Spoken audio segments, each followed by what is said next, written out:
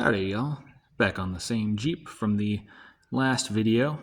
By the way, I didn't mention this, but in case y'all don't know, just throw that hood up all the way, give yourself some working room, but do some painter's tape and a piece of foam. Just protect that paint right there. That is so nice. Anyway, I want to talk about organization real quick. You got to keep your crap organized, and it doesn't take a lot of money to do that. I'm thinking this is not the ideal way to do it, and I'll show you what I got going on here. I want to get some nice like those organizers the science people put test tubes in, and you've got like 40 test tubes in there. Man, that would be nice for stuff like these hydraulic lifters. I'm thinking about stuff like that just to be better. But if you've got almost no money, you're doing this yourself, whatever, or even you're working in a shop, you're not being paid enough. Dadgummit. Don't we all know that? It doesn't take a lot to keep your crap organized and save yourself a lot of time on reassembly. A lot of this stuff, it likes to go back in the same place that it was originally at. And that's... I'll just show you what I got going on here. Hydraulic lifters. Look at this guy. I can turn it which way. I'll be able to figure out what I got going on. 2x6 holes drilled into it, about the same size. Lifters go in paper, keep them clean. This whole thing goes in a box so that nothing gets on it. Labels right here I have pointing to the front of the engine. And then I have... So that means that when I'm going putting this in, okay, this is being oriented like this. And every position for these lifters is going to correspond with its position in there. And just to make double sure that I got this right bank exhaust, right bank intake, left bank intake, left bank exhaust. Straight from the front, going down all the way to the back. Pull them out, oil them, get them in there. Everything's organized there.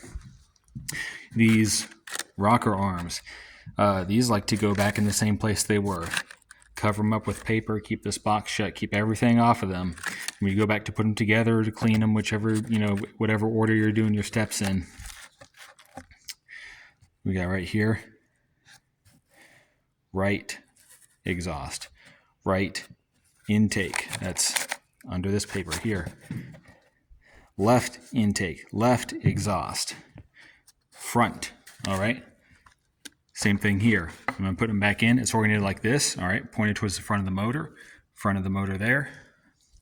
These are just going right in order. So we see right here, right exhaust. So these are going the one in front to the one in front. Number two, the next. All along the exhaust side of that bank, then right intake side of that bank. Kind of the same idea with our cam caps here. These are put away in order. We have our obvious front ones here, they're bigger. And then, so we start with the front and work our way back, and each one is labeled. Right side exhaust, right side intake, left intake, left exhaust.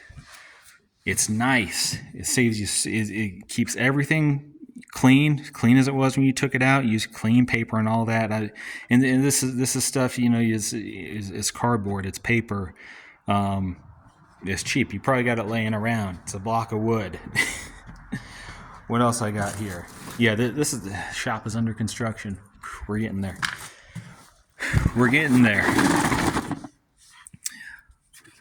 Here, I've gone over this before. Bolt organizer box. Get a box. Punch holes in it. Every time you take a bolt off of this engine, you punch a hole. You got all the bolts from whatever component. You draw a box around it and label it. This is the alternator. This is the first thing that I removed, aside from like you got stuff that's obvious. I don't label like say like the snorkel for the air intake, stuff like that. Anything that, okay, I know obviously the order of this. If I were making it for somebody else to use, then I might be a little bit more thorough than this. You can make whatever notes you want on here. But this has the order, all the things that I need to keep all the things I need to remember as far as what order it came apart, it's all going to be here. So first I took off the alternator bracket. I've got a little note on there saying belt exclamation point, reminding me that the belt has to go on at this point because the belt loops around the thing or whatever. I don't remember exactly, but I know I need to pay attention to something with the belt there. I remember that belt goes on there, kind of funny. Let's see, intake support for the front, thermostat, all kinds of stuff in here. And then when I'm ready to go back together with this thing, we're starting to go back together with it, then just follow it backwards. If I know that if I go backwards, I'm not going to trip over myself and put the wrong thing on first and be like, oh crap, I have to take it back off so I can put this other thing on that was supposed to go on first. If I follow it, I know that this comes apart in this order, so I know it can go back together in the opposite order. It's nice.